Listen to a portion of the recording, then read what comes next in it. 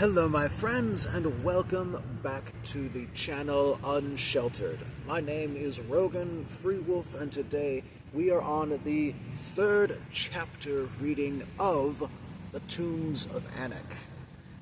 And if you have a joint, a blunt, or a beer, or a mead, or something along those lines, prepare. So, without any further ado, let us continue with Chapter 3. Jay forced his eyes to sweep in a wide, slow circle all around the cold, dark, mysterious room. Except for the shoe and the pick, the room looked empty, and Jay couldn't see any door in or out. There were relief carvings on the walls, carvings of warriors, battles, and pagan deities. The figures were gruesome and monstrous, their exploits gory and violent. Another moment passed. He could see now that this chamber was not a room, but a hallway, a tunnel. There was no telling how far it went in either direction. Jay's curiosity was gradually overcoming his fear. Well, the crew above was waiting. Jay slipped out of the harness, then pointed his light upward and waved it back and forth. A moving light above indicated they had seen his signal. The harness went back up the shaft. Dr. Cooper secured the harness around himself and stepped into the shaft. With silence and caution, he disappeared into the hole as Jeff manned the winch. It was a tight, eerie place, and Ben Arba was right. It was a dangerous place for a full-sized man to be trapped if something wanted to attack him. 10 feet down, 15, 20. He carefully examined the ancient tool marks in the limestone. The quarrymen had worked with great precision and skill. The tube was perfectly round, and its walls were exactly vertical. At 40 feet, he reached the ceiling of the room and dropped into the open space below. Jay was there, standing guard, his eyes wide open, his light sweeping about. As Dr. Cooper's feet touched the floor, he looked at Jay, and Jay responded in a hushed voice. "All's quiet." Then Jay pointed out the shoe and the pick with the beam of his flashlight. Dr. Cooper got out of the harness and waved his light across the opening. The harness started back up again. Then he stood there in the middle of the room, almost going through the same little precautions Jay had gone through. He listened for a long time and looked all around the room, shining his light everywhere. He took a very close look at the shoe without touching it, and then the pick. He looked at the relief carvings. He examined some of the inscriptions. He even stooped down and ran his finger across the floor. He was fascinated, but very, very puzzled. "It's all wrong," he said quietly, his voice echoing off the stone walls. "What's wrong?" "It appears to be a tomb, but for one thing, it isn't Philistine, and for another, it hasn't been deserted." Jay had sort of noticed that detail, but now he thought about it. The floor was clean, and so were the walls, and that was not at all typical for an ancient, unexplored tomb. Then, Jay thought aloud, someone's been here. And quite regularly. Whoever Jerry encountered has inhabited this place for some time, and has done a very fine job of maintaining it. So, whose tomb? Dr. Cooper moved over to the smooth slab that bore the ancient inscriptions. He pored over the intricate characters line by line, trying to make sense of them. He finally shook his head, perplexed. The letters are familiar, but they don't make sense. They don't spell any words I can figure out. Jay came closer to see what his father was looking at. Are those some letters missing, or am I just imagining things? There are letters missing and even whole words, like some kind of puzzle. See here? A letter, and then a gap, then another letter, then a whole word. And look, they're arranged according to some kind of pattern. Maybe an acrostic. Each line begins with the same letter. And then the lines crisscross for some reason. Yes, said Jay. Kind of like a crossword puzzle. I wondered about that. I think this part down here must be an epitaph of some sort. These are names here. These are paragraphs that follow must be their life's histories. I think this part down here must be an epitaph of some sort. These are names here, and these paragraphs that follow must be their life histories, perhaps their exploits. Some exploits, said Jay, looking at the carvings again. Dr. Cooper looked closer at the carvings. Even he was disturbed at the horrible sight. An incredibly savage, warlike people, vicious, absolutely savage. They didn't have much respect for human life, did they? Dr. Cooper shook his head in disgust. Jay, it's a perfect example of man's sinful nature without God. That's why the Lord commanded Joshua to drive out all the ungodly inhabitants of the land.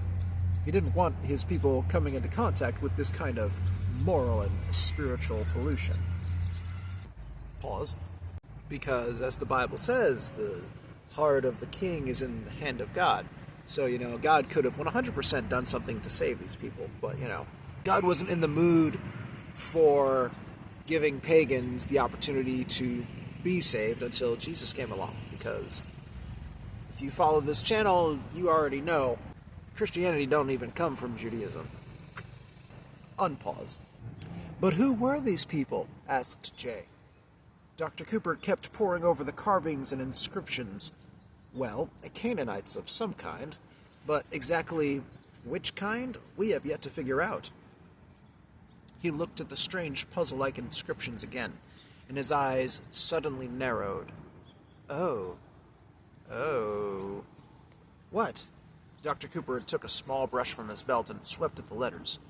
He scratched at the stone with the edge of a small scraping tool. This part here, the part that looks like a puzzle, it isn't an ancient inscription. As a matter of fact, it's been made quite recently. Leela was the next one to arrive in the mysterious chamber, and then, squeezing his way down inch by inch, growling and struggling, came Ben Arba. He was a big and powerful man, but now his size was a drawback, not an advantage. He had to shed his weapons before he could even fit in the shaft. As soon as he arrived, disgruntled and nervous, he waved his light across the opening and mumbled, "Be quick about it." His rifle and ammunition belt followed after him very quickly. Leela, too, was fascinated and horrified at the carving on the walls. Do you suppose Harafa is like one of them? Ben Arba was never one to bring comfort. He is one of them. To hear the Yarim tell it, they say his den is lined with the heads of his enemies. Dr. Cooper cut off such talk with a quick question. Do you know where we are? Ben Arba looked about the passageway, both with fascination and a very definite dread. He held his rifle ready. According to the local traditions, we are in the tombs, Doctor. Whose tombs? There are local legends of horrible monsters, vicious giants, fearsome warriors. Take your pick. Harafa would call them all his family, I suppose. I take it the Yarim spend a great deal of time down here? At one time they did. They are very skillful in cutting stone and tunneling under the earth, and I am sure many of these passages in the shaft we came through were carved by their hands. But this has become a sacred place for them now, the home of their god. Only the holy men, chosen by Harafa himself, can enter here. Dr. Cooper took a good, long look at Ben Arba. Just how much do you really know about this place? Ben Arba only smiled a wide, white smile and answered, "Not everything, Doctor." Dr. Cooper shined his light down the passageway. How extensive are the tombs? Any idea? I believe this is only one passageway of many. Word has it that the tunnels stretch for miles within the hills here, up and down in all directions. Ben Arba added a solemn note. Anyone, anything could live down here and never be discovered. Dr. Cooper picked up the lantern. Jerry's shoe and pick fell this way. Let's have a look. He went first, Jay and Leela followed, and Ben Arba guarded from the rear. Step by careful step, they made their way down the cold, musty passage, their lights sweeping here and there, illuminating the high, vaulted ceiling, still stained with the soot of ancient torches, and then lighting up the walls, revealing additional carvings of horrible, bloody deeds. Warfare and conquest seemed to be the passion of these people, whoever they were. Dr. Cooper stopped short. "What is it?" Leela asked in a near whisper. Dr. Cooper shined his light toward the floor. Jerry's flashlight. He said, "There it lay, shattered and bent." Ben Arba came up behind them and hummed a gravely, Then the white teeth appeared. "I would say, we're going the right direction. Lead on, Dr. Cooper." But Dr. Cooper didn't move. He stood there silently, his eyes shifting about. He was listening. They all listened.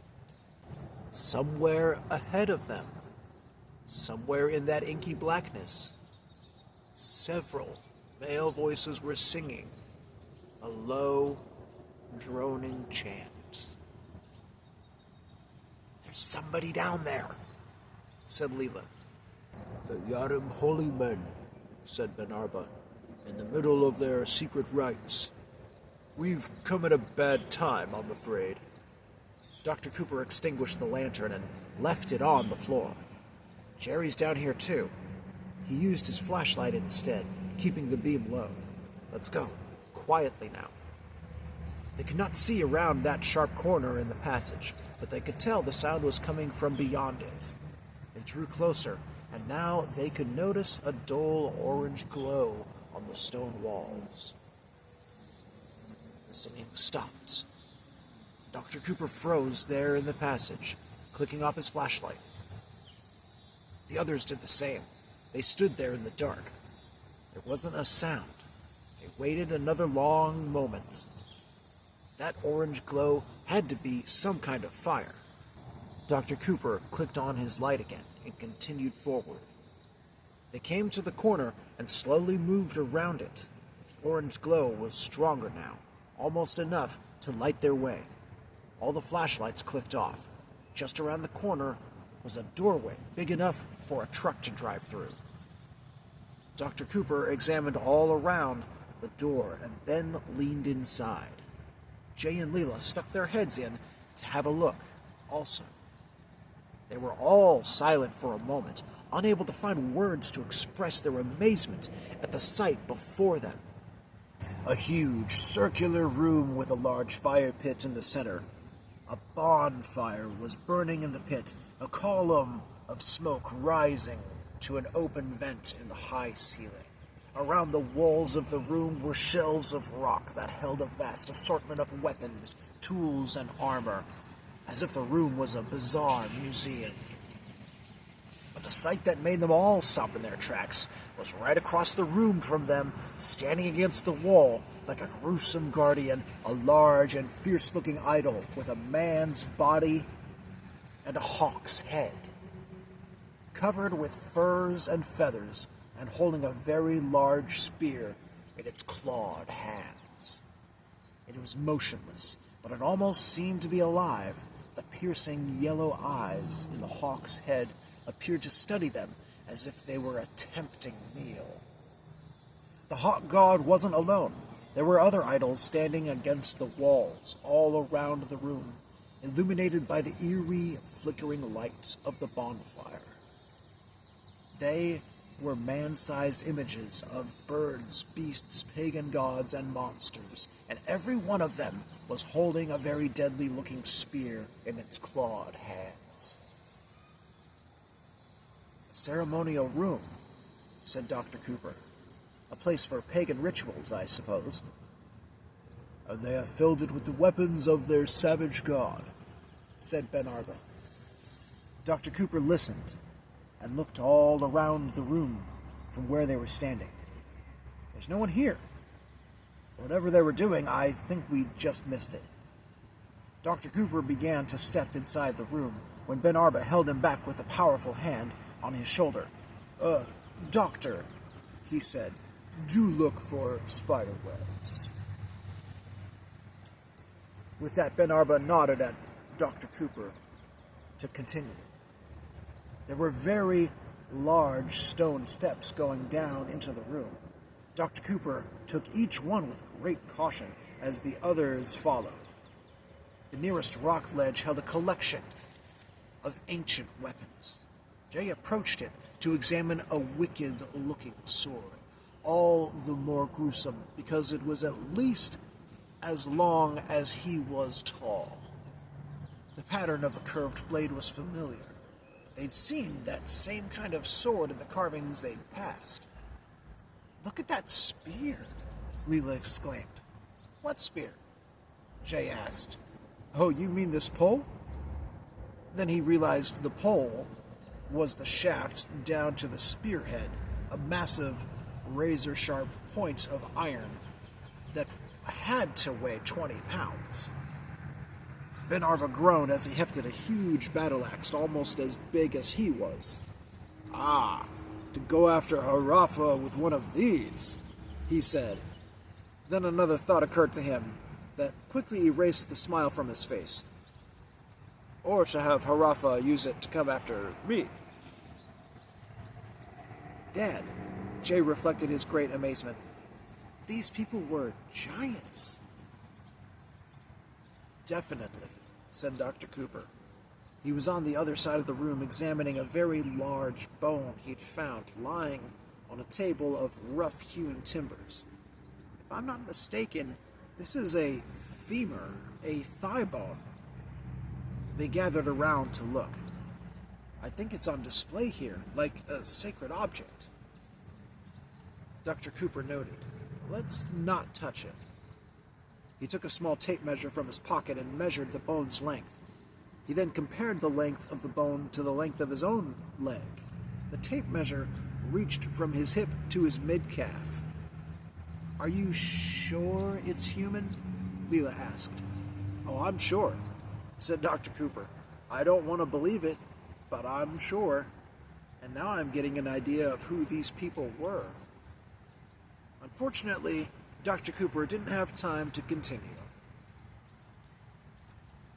There were many shadows in this room, and one shadow had fallen in just the right spot to keep Jay from seeing a spider web. A very thin, almost invisible, hair-like strand of fiber that reached just in front of the table at knee level. He didn't move very far, only half a step, but far enough to press against it. He was bent over at the time, looking at the tool work on the table, when suddenly 6 objects whistled just over his head, struck the opposite wall, and clattered to the floor. Jay dropped to the floor by reflex, as did all the others. "A snare!" Dr. Cooper exclaimed. Jay was staring transfixed at the 6 deadly arrows that had nearly killed him when Ben Arba shouted, "The idol, Dr. Cooper!" The hawk idol had come to life. Leaping out from the wall, it brandished the spear. Its big yellow eyes glistened.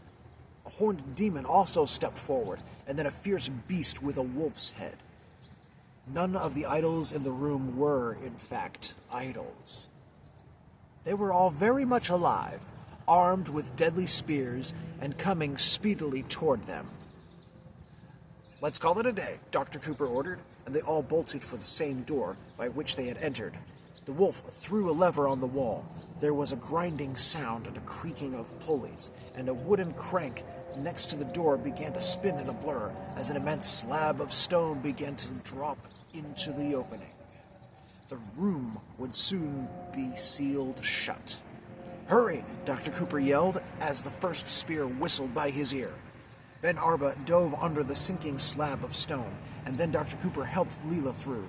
Another spear just missed Jay, and he scurried under the stone on his belly, his back actually brushing against the dropping slab.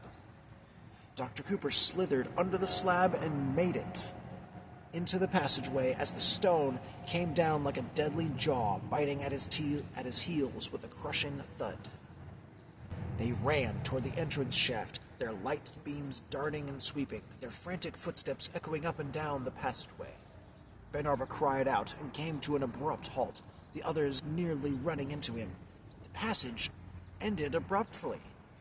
They had come up against a solid wall. "We've come the wrong way," Dr. Cooper concluded. Ben Arba could only shake his head. "I don't understand, Doctor." They turned and headed back the way they had come. Somewhere there had to be a passage they had missed. They had found it, and just in time. They could hear the footsteps of their pursuers echoing up the tunnel behind them. They dashed down the passage, shining their lights everywhere, trying to spot the ventilation shaft. They ran for several yards, but suddenly realized that nothing looked familiar. The carvings they had seen on the walls were not there, and neither were Jerry Fraden's flashlight, pick, and shoe. "We've come the wrong way again," Dr. Cooper moaned, not understanding. Ben Arba felt his legs hit a fine invisible wire, but it was too late to stop. "I know," he cried, falling in a heap. Dr. Cooper skidded to the floor as if stealing a base as four more razor-sharp arrows zinged right over him and plinked off the opposite wall. Ben Arba was on his feet in a flash. "Hurry, we've sprung another snare." A huge stone plunge fell from the ceiling, releasing a torrent of sand that began to rapidly fill the corridor. As the sand covered their feet, Leela wriggled and tumbled away from the deadly torrent. Jay fell as a crushing stream of sand piled onto his back. Ben Arba and Dr. Cooper pulled at him and worked him free.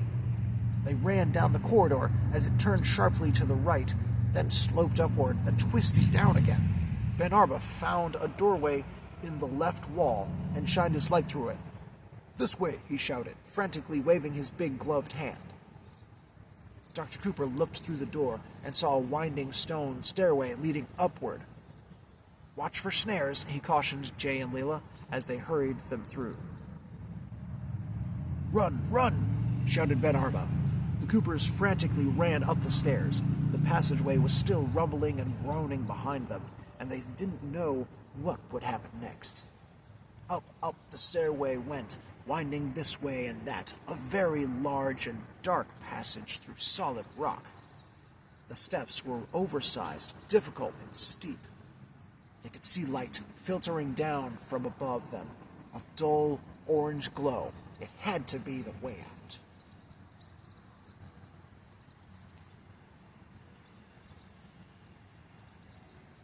Dust fell on their heads from above.